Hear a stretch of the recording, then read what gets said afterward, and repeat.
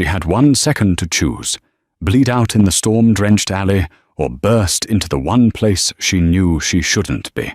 Serena Vance chose the light.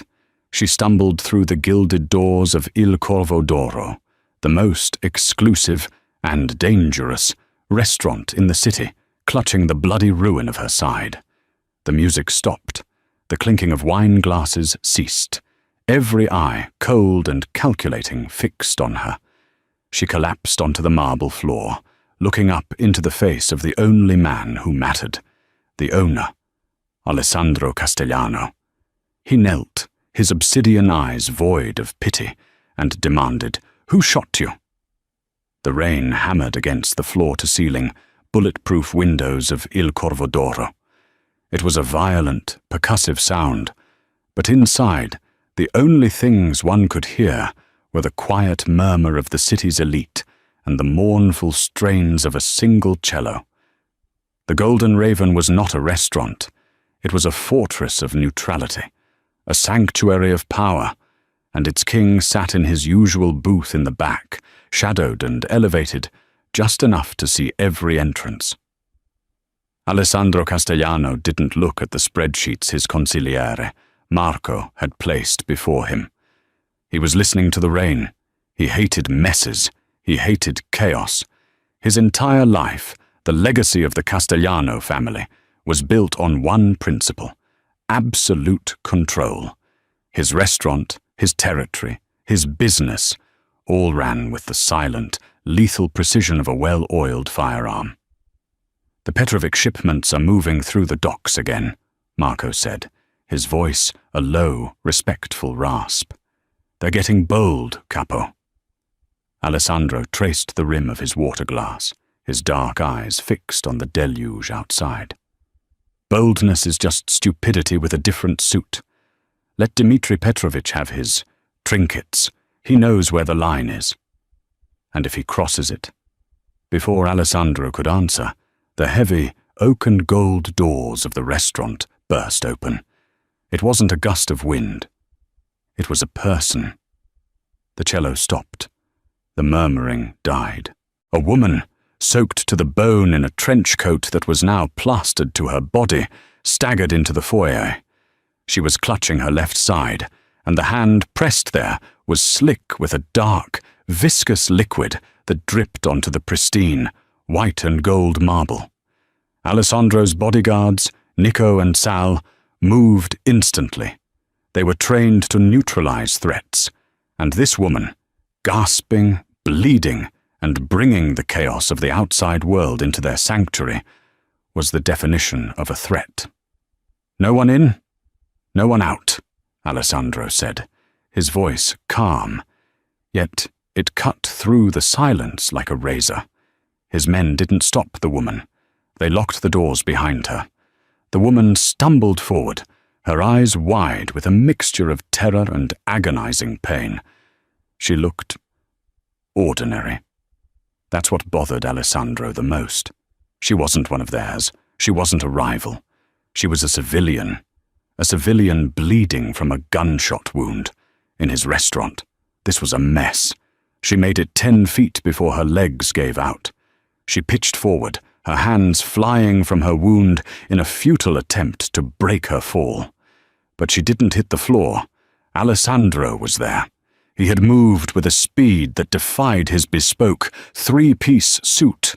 He caught her, one arm hooking under her shoulder, the other instinctively going to the wound to apply pressure. Her blood, hot and sticky, soaked his cuff. He felt a sharp, internal spike of cold fury. She was light, trembling like a leaf. Her head lolled back, and he got his first good look at her face.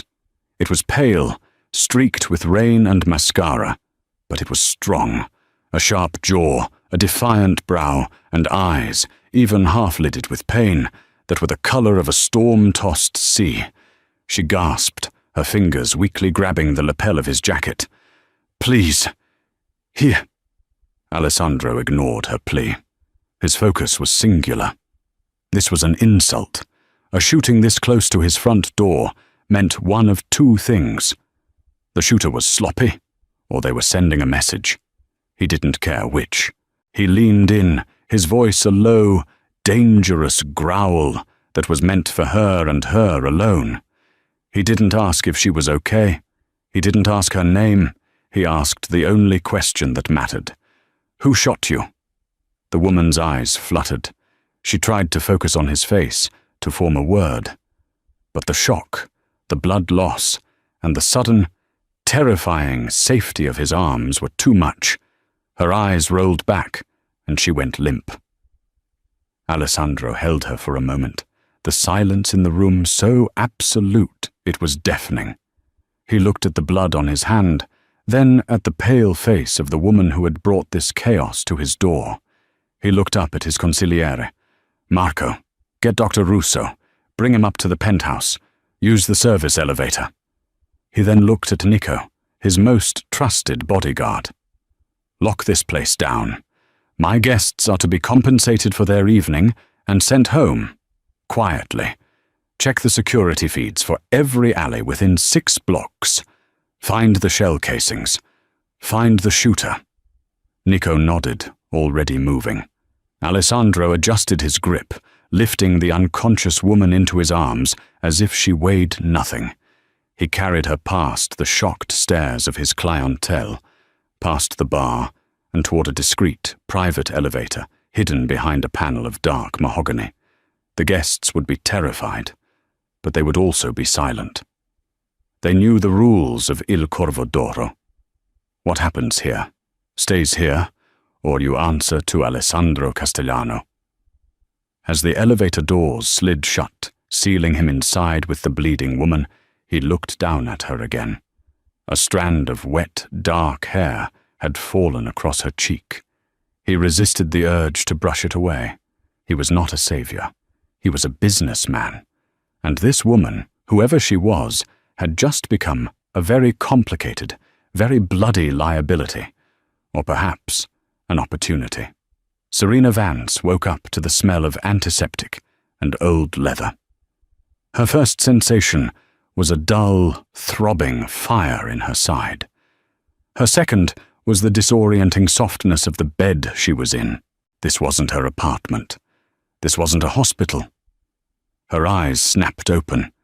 She was in a bedroom so large it felt more like a grand hall, decorated in dark woods, charcoals, and deep blues. A massive, unlit fireplace dominated one wall. Through a wall of glass, the skyline of the city glittered, the storm having finally passed. She tried to sit up and hissed, a sharp, stabbing pain reminding her of the wound. She looked down. She was wearing a simple, black silk pajama shirt that was clearly not hers. Her side was heavily and expertly bandaged. "I wouldn't move. I had to repair a tear in your abdominal wall. You were lucky. An inch to the left, and it would have perforated your spleen." Serena's head snapped toward the voice. A man in a rumpled suit, who looked more like a tired butcher than a doctor, was sitting in a leather armchair in the corner, sipping from a small glass of amber liquid. He had greying hair, weary eyes, and hands stained with what she prayed was iodine. "Where am I?" she whispered, her throat raw. "You're in the penthouse above Il Corvo d'Oro," the man said, not unkindly. "You're the guest of Mr. Castellano. I'm Dr. Russo. And before you ask, no, I'm not a licensed practitioner, not anymore. But I'm the best you'll get when you've been shot by a .38 caliber. Il Corvo d'Oro. Castellano." Serena's blood ran cold, a chill far deeper than the rain had caused. Alessandro Castellano. She knew that name. Every journalist in the city knew that name. He was the head of the Castellano crime family. Not a brute, the papers said, but a businessman. He owned shipping, construction, and, it was whispered, every politician north of the river. And she was in his home, in his clothes. The heavy bedroom door opened, and he walked in. Alessandro Castellano was even more imposing than he had been in the restaurant. He had changed out of his blood-stained suit into a simple black turtleneck and dark trousers. He looked less like a restaurateur and more like a panther. He dismissed the doctor with a short, sharp nod. Dr. Russo gathered his bag.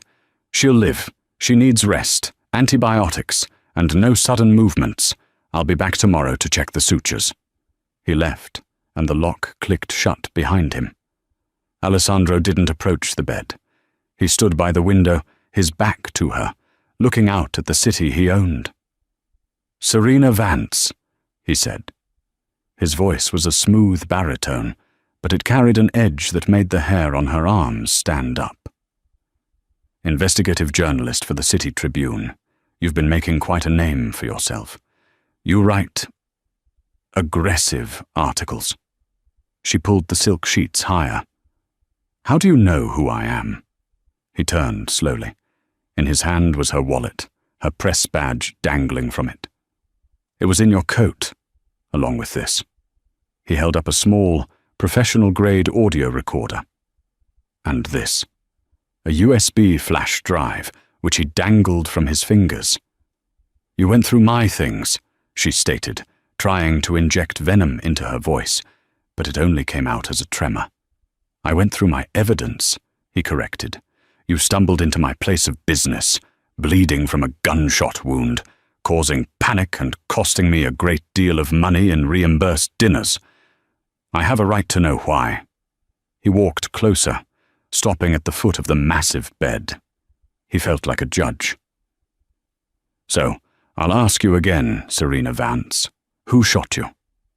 Serena's mind raced. She was a journalist. She'd been investigating Councilman Thompson, a politician everyone thought was a reformer.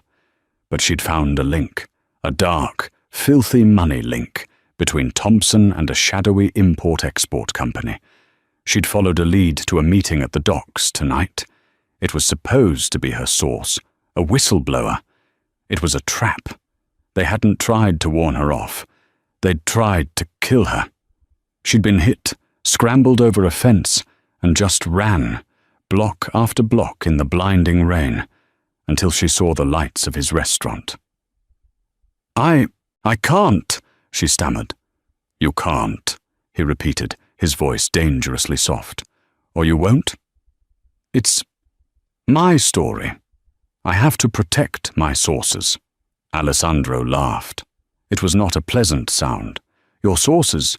You were bleeding out in an alley. You have no story. You have no anything except what I'm giving you. You're in my home. My doctor saved your life. You are breathing my air." He sat on the edge of the bed. She recoiled, but the movement sent a jolt of agony through her side. He didn't touch her. "Let me rephrase," he said, leaning closer. "You've been digging into Councilman Thompson. Thompson is dirty. Everyone knows it, but no one can prove it. But Thompson isn't a killer. He's a coward. He's a puppet. The hand inside that puppet, however, that's a different story." He paused, letting his words sink in.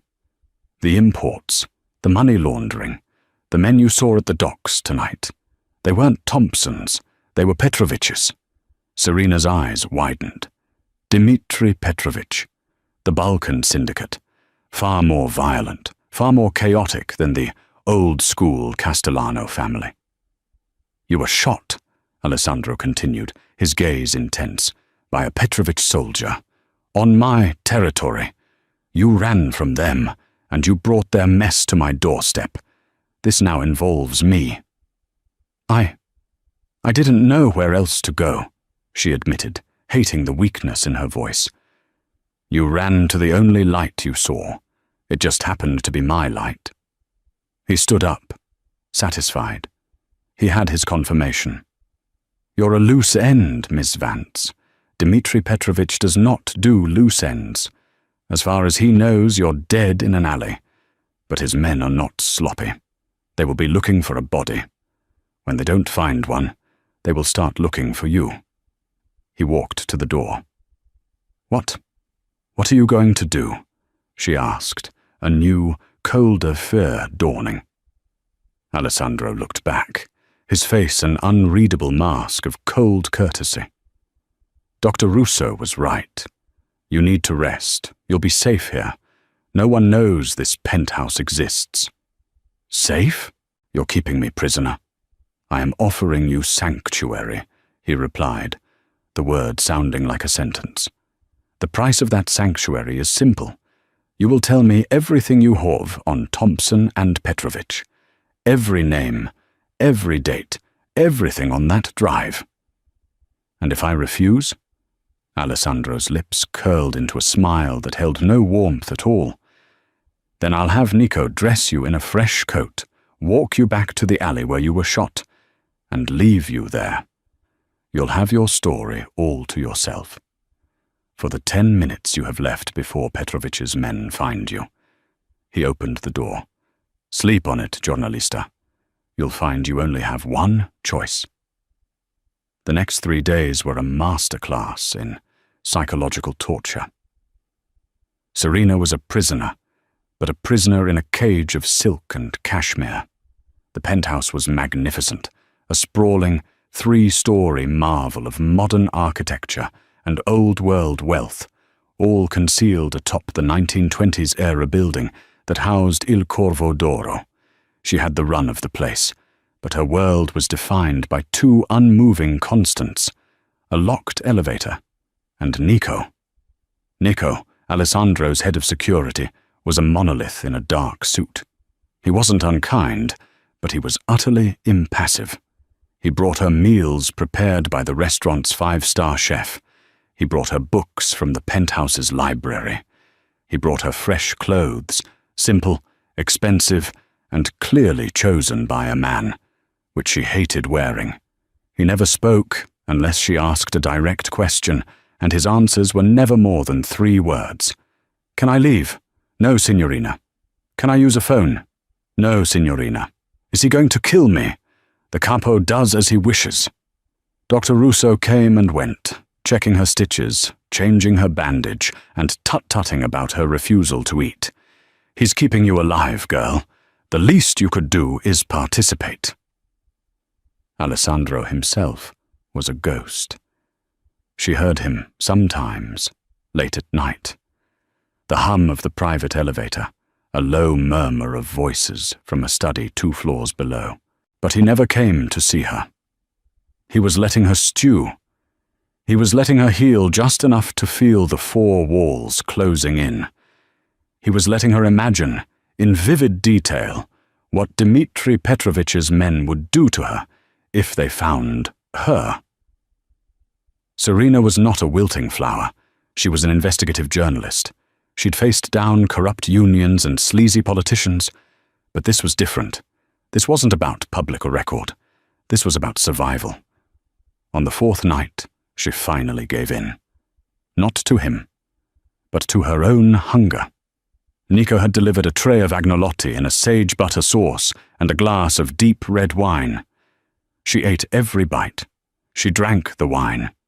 She felt warmth return to her body, and with it, a cold, hard spike of anger. She would not be a pawn. She waited. At 1:15 a.m., she heard the elevator. She heard his footsteps, heavy and tired. She heard the clink of glass as he poured himself a drink in the study below. Her wound ached, but she swung her legs out of bed. She was still weak, but her fury was a crutch.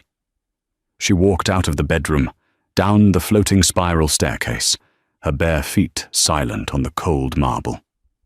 He was in his study, a room walled in glass that overlooked the city. He was standing in front of the window, his back to her, a glass of whiskey in his hand. He was in his shirt sleeves, his tie loosened. "You're awake," he said, without turning. "You knew I was coming. I knew you were healing." He turned, his eyes sweeping over her.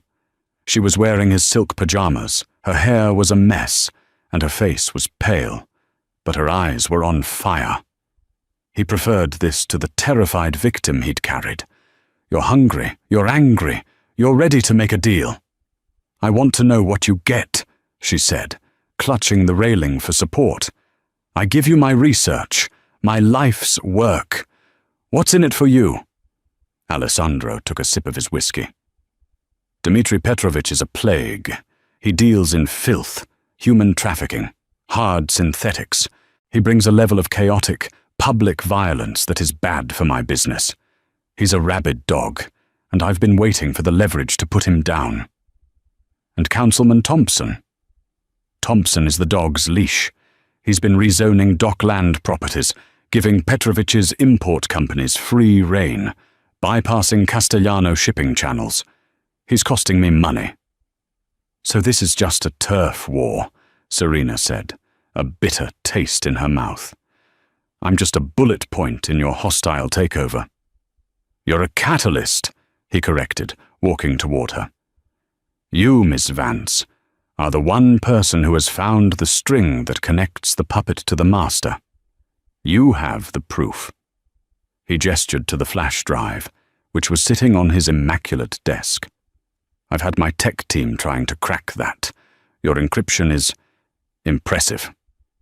It's biometrically locked to my thumbprint, she said, a small, proud smirk on her face. His eyes lit up with a dangerous appreciation. Smart. Very smart. He stopped just a few feet from her. The air crackled. He was all power, shadow, and the faint, expensive scent of whiskey and cedar. Here is my offer, he said, his voice dropping. It's no longer a request. You unlock that drive. You give my people everything. In return, I do two things. You protect me, she offered. Protection is a given. You are in my house. You are under my name. As long as you are here, God himself couldn't get to you. He held up one finger. One. I will eliminate Dmitri Petrovich. Not just his operation. Him. I will ensure that the man who ordered your death is put in the ground. Her breath hitched. Two, he continued, his gaze unwavering. I will not only destroy him, I will give you your story. I will feed you the information to destroy Councilman Thompson. I will burn that corrupt politician's life to ash and let you be the one to light the match. You will be the most famous, most feared journalist in this city. Serena stared at him. It was a deal with the devil.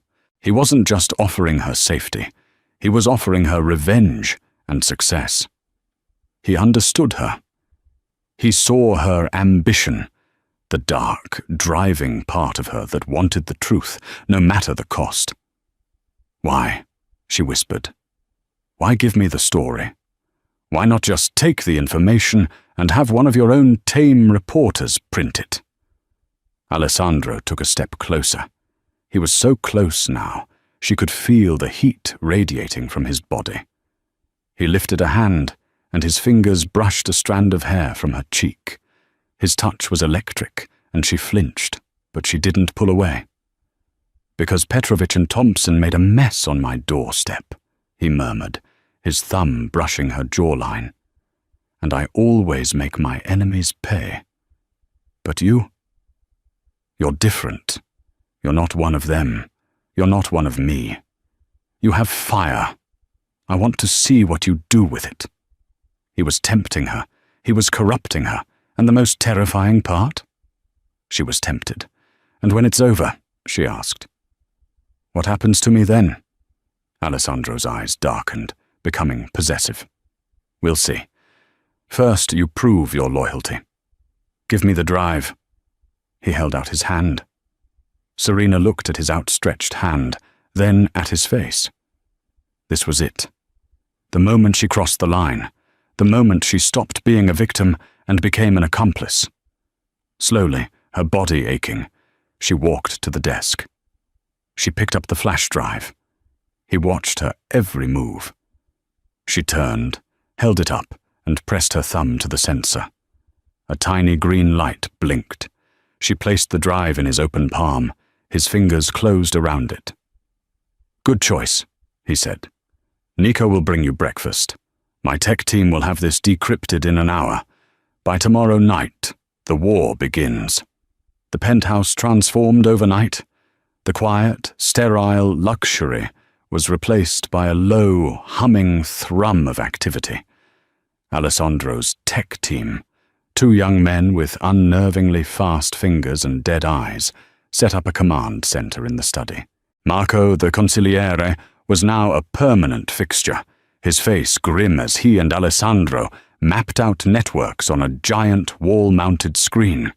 Serena was relegated to the library, a prisoner again, but this time a prisoner who had given up her only bargaining chip. She felt naked, useless. She had handed over years of research, and now she was just waiting. Nico was still posted outside her door. "What are they doing?" she asked him, standing in the doorway. Nico, for the first time, looked at her with something other than indifference. It might have been a flicker of respect. "They are planning. The capo does not move without a perfect plan. And I'm just supposed to sit here?" "You are being protected, signorina. The hornet's nest has been kicked." "What does that mean?" Before Nico could answer, Alessandro's voice echoed from the study. "Serena, in here." She walked into the command center. The screens were filled with her data, but cross-referenced with dozens of other databases. Shipping manifests, bank accounts, police patrol routes. "My team is good," Alessandro said, pointing to a name on the screen. "But your data confirmed the linchpin. It's not just Thompson, it's his chief of staff, a man named Gregory Steiner. He's the one laundering the money. He's the one who handles the logistics for Petrovic's special imports." "The trafficking," Serena said, her stomach turning. "Yes." Alessandro's face was stone. "Petrovic brings them in. Steiner files them as displaced refugees, and Thompson's city contracts house them in slum properties before they disappear. They're moving a shipment tonight." Serena felt a wave of nausea. "Tonight? We have to call the police. We have to stop it." Marco scoffed. "The police? Girl, the police are on Thompson's payroll. You call them and you're just tipping them off." "Then what are you going to do?" Serena demanded, looking at Alessandro. "We are going to intercept," Alessandro said. "My men will hit the convoy. We'll secure the shipment and deal with Petrovic's soldiers. And the people? The victims? I have a clinic. Doctors. They will be cared for, quietly. Then they will be given passage, real passage, to somewhere safe, far from here." Serena looked at him, stunned. This wasn't in the Mafia playbook, she knew. "I told you, giornalista," he said, seeing the look on her face. "I don't deal in filth. The Castellano family builds. We don't trade in human souls. That is a line we do not cross." He turned to Nico. "You're with me. Sal stays here. Lock this penthouse down. No one in, no one out. Serena does not leave this floor." "What? You're leaving me here?" Serena said, an unexpected spike of panic hitting her. Alessandro paused, buttoning his suit jacket. He looked, for all the world, like a CEO heading to a board meeting, not a Mafia boss heading to war. "My fight is not your fight. Your job is done. Stay here. Stay safe." "Wait," she said, grabbing his arm. The contact was electric. His muscle tensed under her grip. Everyone in the room, Marco, Nico, the tech boys, froze.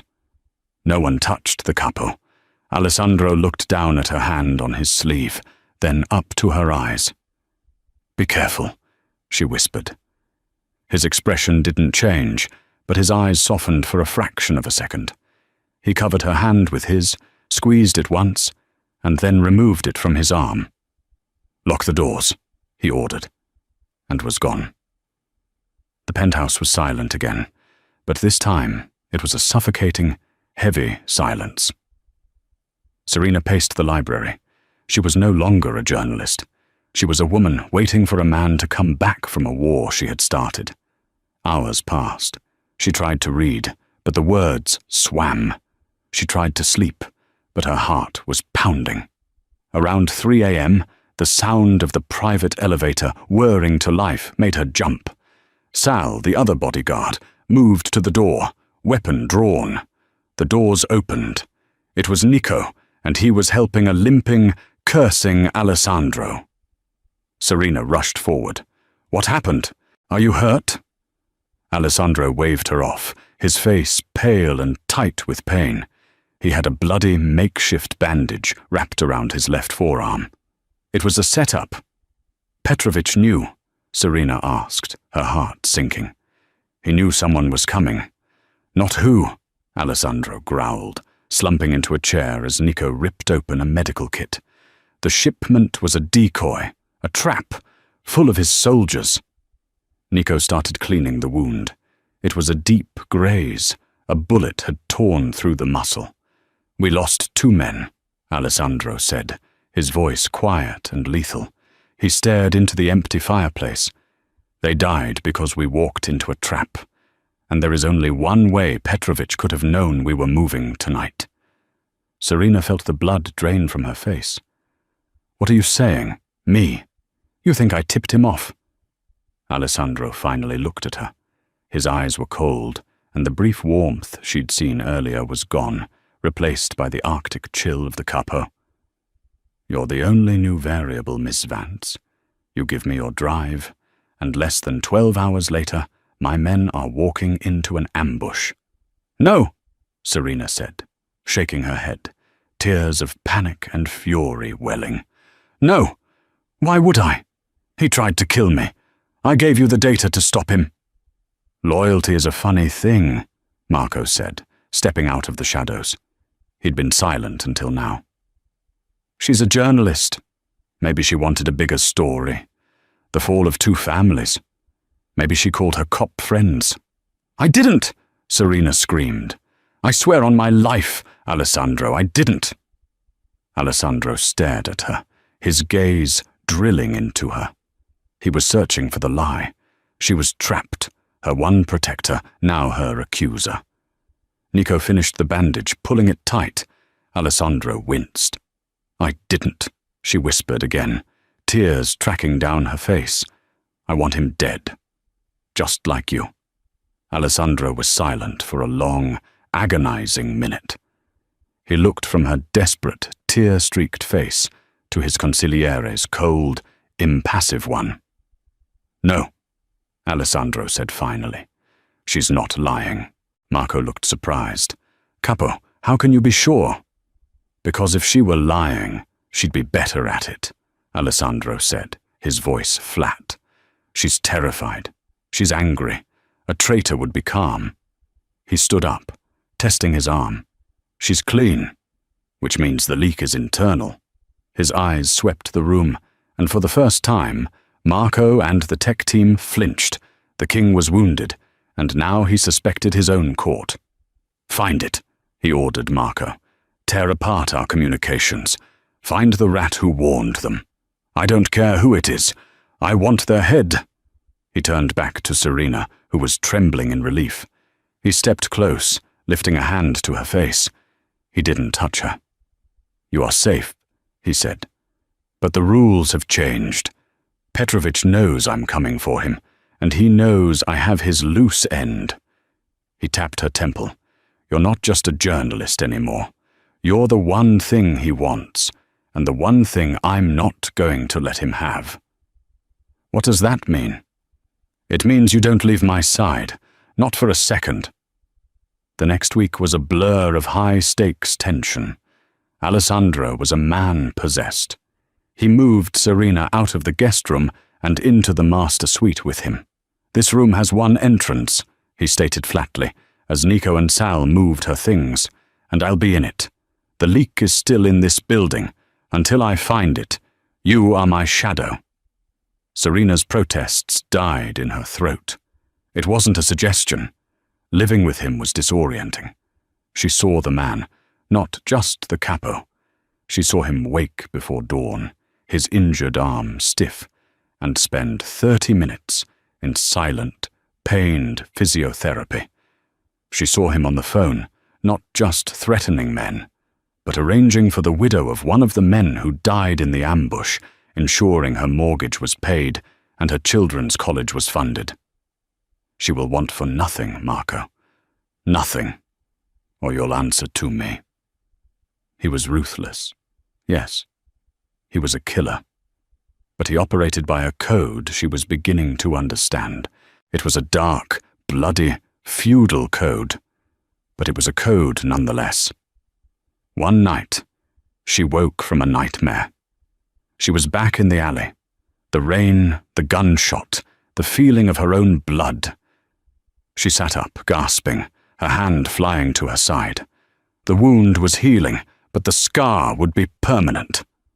Alessandro, who had been working on his laptop in an armchair by the window, was at her side in an instant. "You're safe," he said, his voice rough with lack of sleep. "You're here. You're safe." "I can't get it out of my head," she whispered, her hands shaking. The sound of the gun. He sat on the edge of the bed. He didn't offer platitudes. He didn't coo. He simply stated a fact. The first time is the hardest. The first time you realize the world is not what you thought, that there are no good guys. "Not really. Is that what you believe?" she asked, looking at him. In the moonlight, his face was less a mask of power and more a map of burdens. "I believe in my family," he said. "I believe in my name. And I believe that to protect those things, you must be willing to do what others will not. You must be willing to become the monster that keeps the other monsters at bay." He looked at his bandaged arm. Petrovich is a monster without a code. He enjoys the chaos. He enjoys the filth. And that is why he must be removed. He reached out, and this time his touch was hesitant. He brushed the hair from her damp forehead. "You have seen the filth, Serena. You tried to fight it with a pen. But a pen cannot stop a bullet." "And you can?" "I am the bullet," he replied. A strange, terrifying intimacy bloomed in the dark. She was living with a man who had killed, who would kill again. And yet, in that moment, she had never felt safer. She was a journalist who'd lost her objective truth. He was a capo who had just shown a crack in his armor. She leaned into his touch, just slightly. A silent acknowledgement. His eyes searched hers, and he saw her fear, her confusion, and her strength. He saw the woman who had walked into his study and demanded a deal, not the girl who had bled on his floor.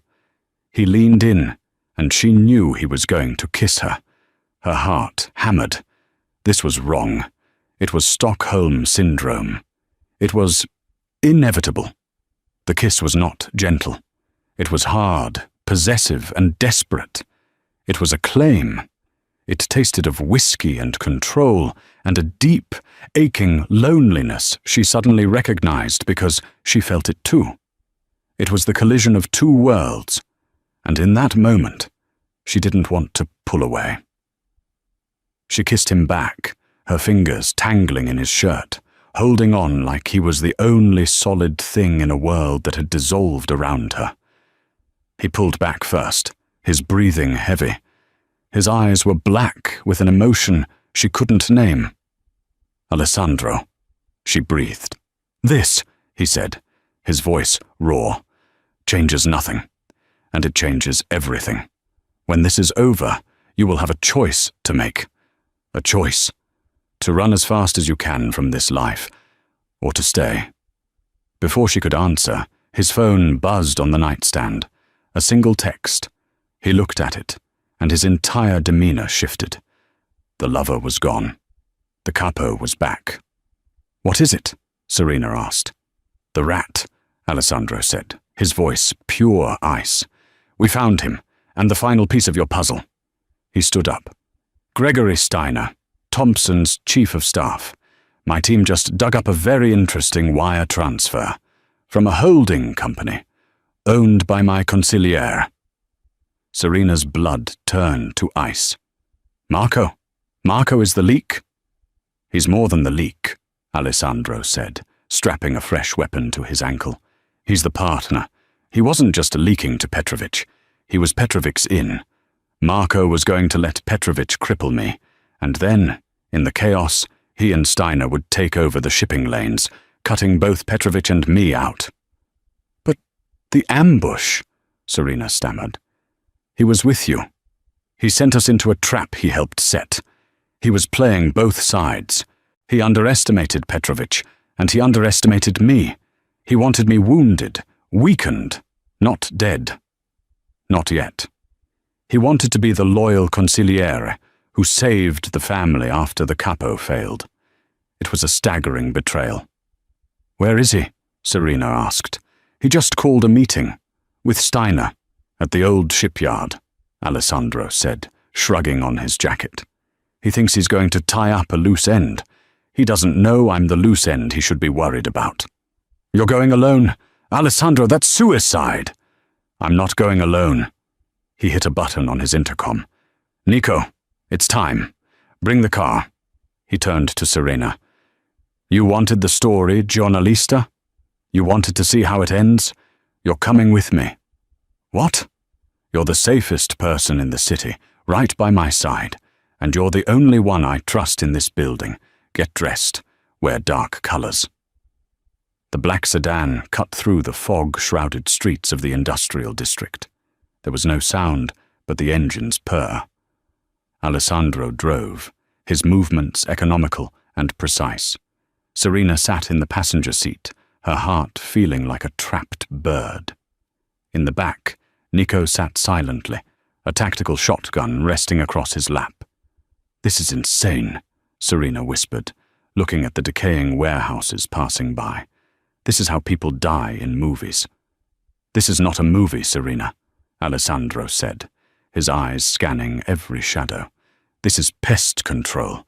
Marco is my family. He was my father's right hand. This is not business. This is an execution." The casual, cold way he said it sent a shiver through her. The man who had kissed her with such desperate passion was gone, replaced by this instrument of vengeance. "Why bring me?" she asked again. "Because you are my proof," he said.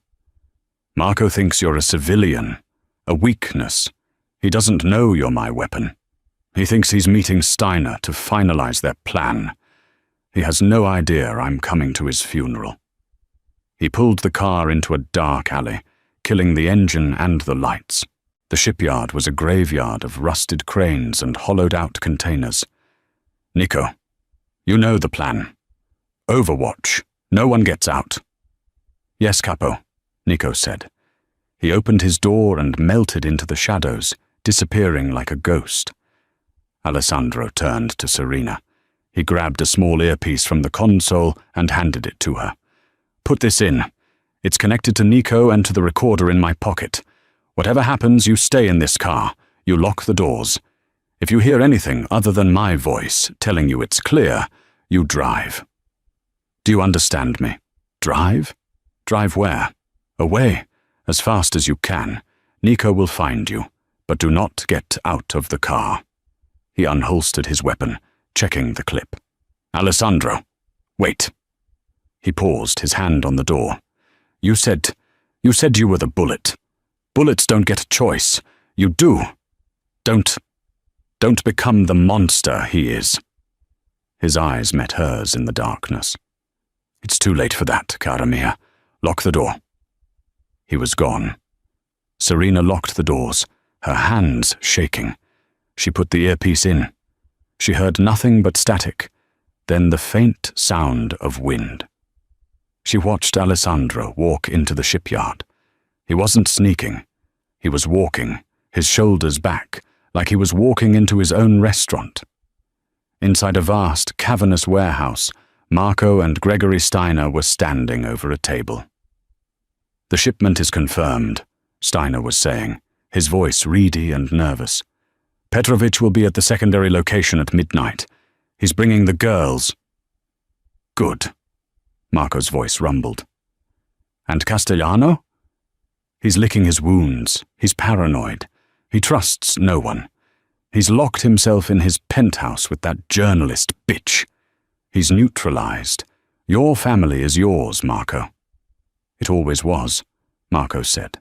"My father built it. Alessandro's father just took the credit." "A pleasure doing business," Steiner said, extending a hand. "Not yet." Serena heard a click. "What?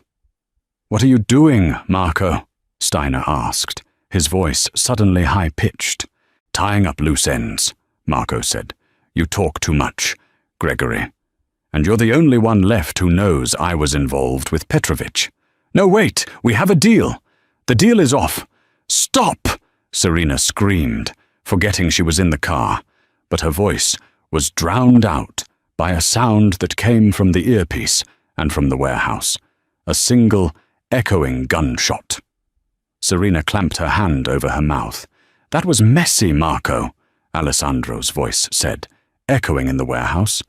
Serena heard a gasp, then the sound of Marco scrambling, his own gun being drawn. "Alessandro, Capo, thank God. This bastard, Steiner. He was the leak. He pulled a gun. I had to."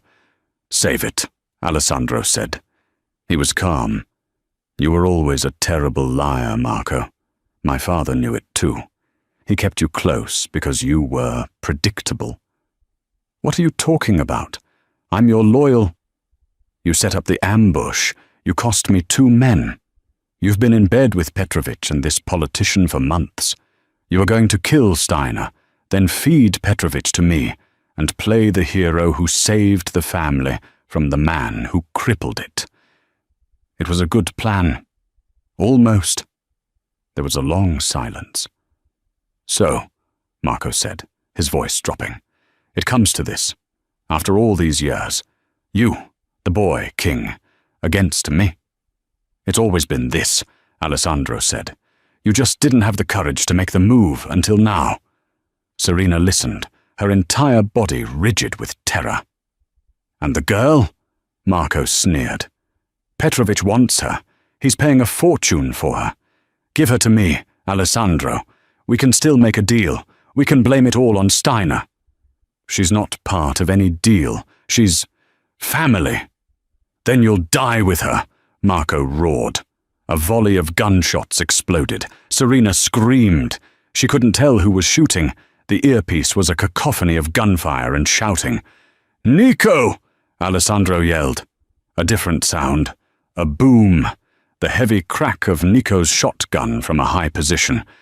Then silence.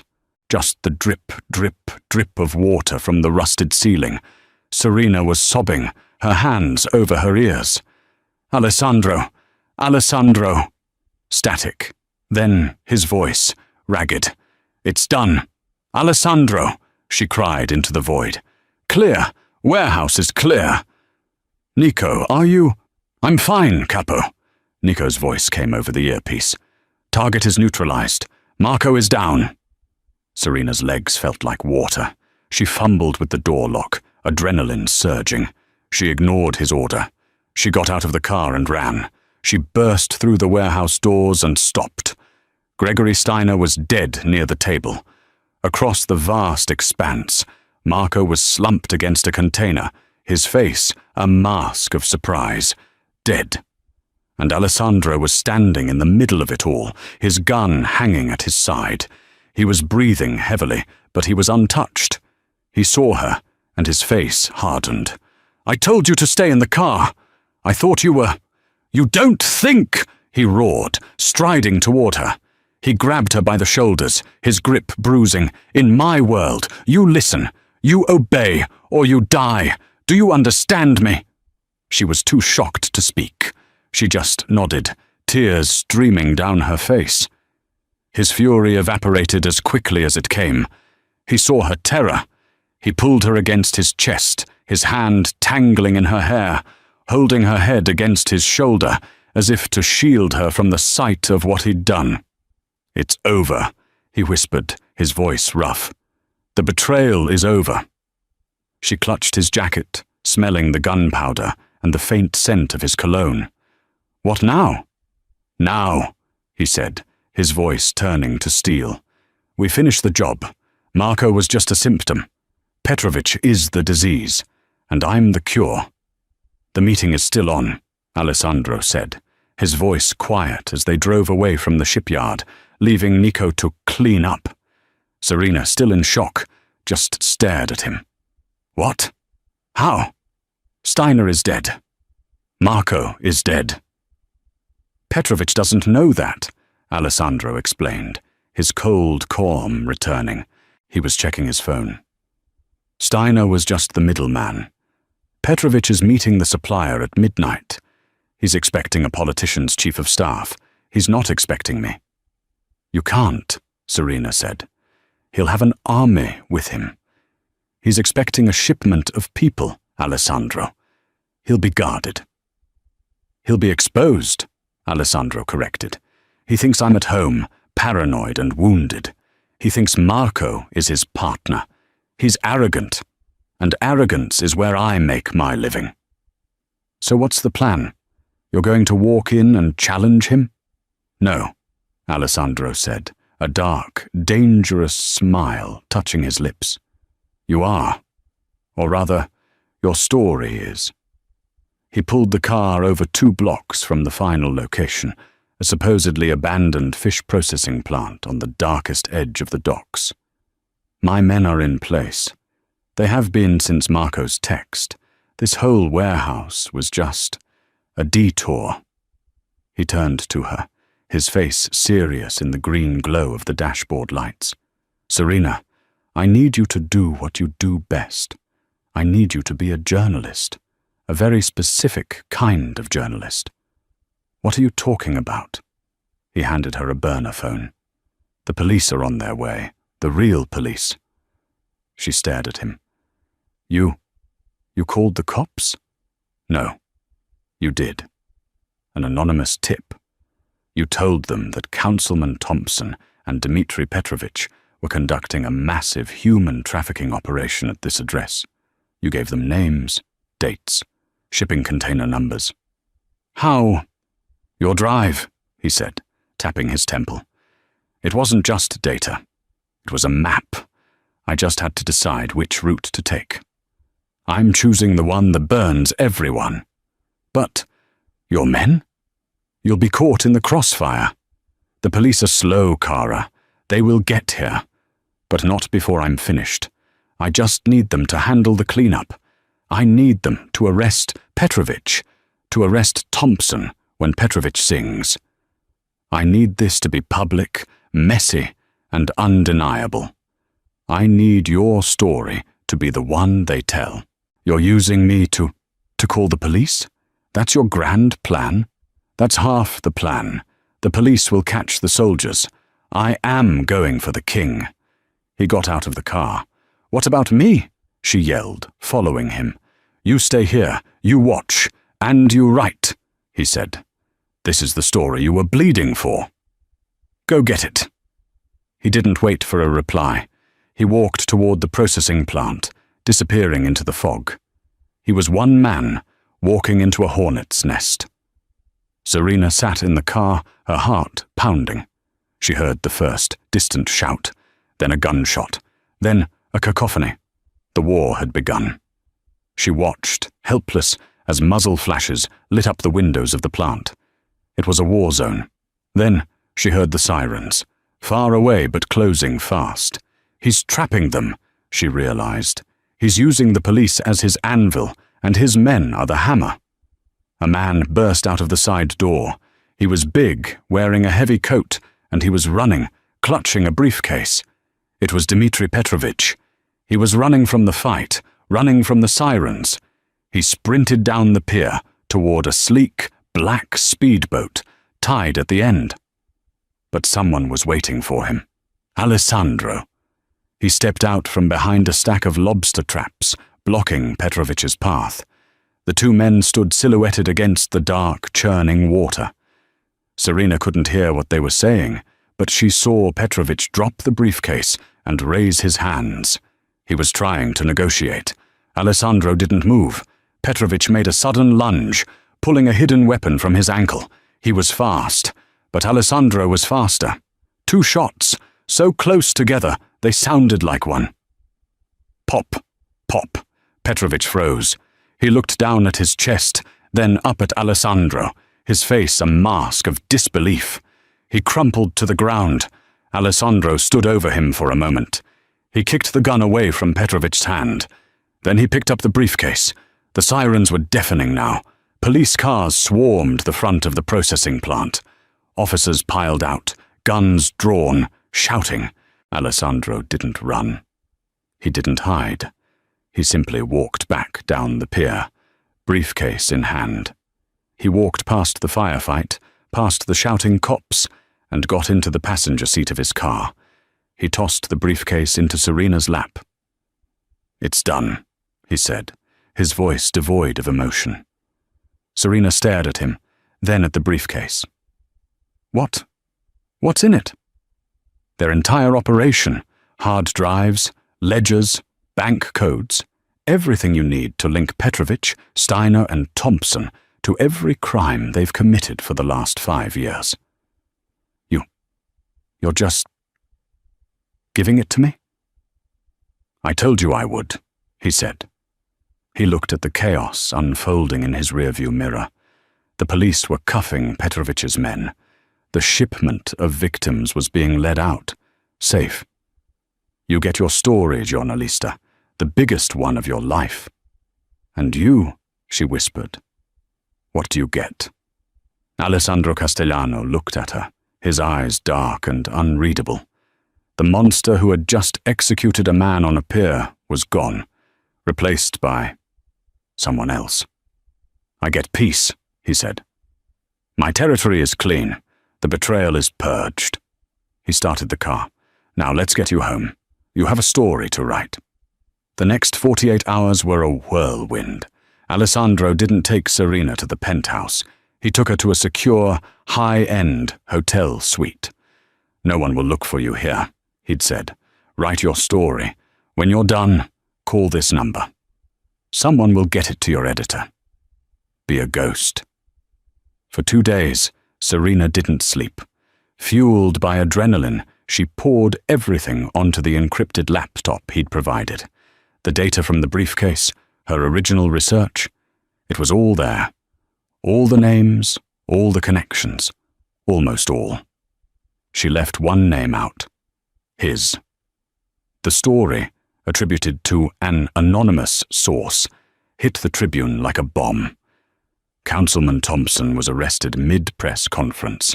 The city's corrupt machine choked on the scandal. Serena Vance was declared a hero, a lion of journalism, who was recovering in a secure location. From her hotel window, Serena watched the city she'd upended. She had won. She had gotten her story. But she felt empty. She had told the truth. But by omitting Alessandro, she was no longer an objective journalist. She was an accessory. She was his. That night, a private elevator she didn't even know existed opened. Alessandro stepped out. He was in a perfectly tailored tuxedo, his arm no longer in a sling. He looked like he was on his way to the opera. "An incredible story," he said, his voice light. "They're calling you a hero." "I'm a liar," Serena said, turning from the window. "I left you out." "You left out the context," he corrected. "You told the truth that mattered. Thompson is gone. Petrovich's empire is ash. The how is irrelevant." He walked toward her, stopping a foot away. "I told you that you would have a choice, to run or to stay." "Can I run?" she asked. "After what I know, after what I've done." "I would never stop you," he said, and she believed him. "You are free to go. You can go back to your old life. Be the hero. But it will be lonely." "And if I stay," she whispered. "Then you are no longer a journalist," he said, his voice low. "You are no longer an observer. You are mine. You will live in my world. You will be protected. You will have everything. But you will have to accept what I am." "A monster," she said. "A king," he replied. "And kings must make difficult decisions." as you just did, when you omitted my name from your truthful story." He was right. She had already made her choice the moment she'd protected him. "My old life is gone," she said, the realization settling on her like a shroud. "It ended the second you caught me." "It ended," he murmured, "and a new one began." He held out his hand. "Il Corvo d'Oro reopens tonight. I am celebrating. I want you by my side." Serena looked at his outstretched hand. It was the same hand that had pressed against her wound, the same hand that had held a gun. She knew what this meant. To take it was to step out of the light of her old life and into the permanent, luxurious shadow of his. "They'll be looking for me," she said. "The media. They will be told you are recovering, that you are unavailable. In time, they will forget the reporter, and they will only know the story." Slowly she put her hand in his. His grip was warm and strong and absolute. "Good," he said, a slow smile spreading across his face as he pulled her gently toward the elevator. "I've already had your things moved to the penthouse. I find I dislike sleeping alone." He paused, his dark eyes searching hers. "One last thing, Serena." "What?" "When you stumbled into my restaurant, you looked at me. Why did you run to me?" Serena thought for a moment. "I don't know," she said honestly. I knew you were the only one in that room, the only one in the city who wasn't afraid of the monsters." Alessandro's smile widened. "No," he said, pulling her into the elevator, the doors sliding shut, sealing them in. "I'm the one they're afraid of." The story isn't over.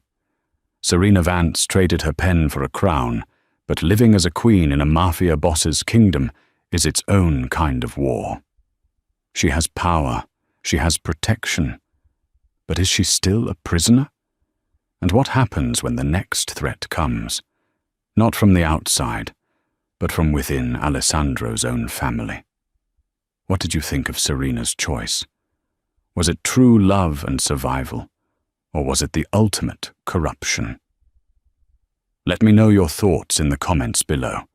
If you loved this dark, dramatic romance and want to hear what happens next, make sure to hit that like button. Share this story with a friend who loves a good twist, and subscribe to the channel so you never miss an update. Click that bell icon. Your support means everything, and I can't wait to read your reactions. See you in the next story.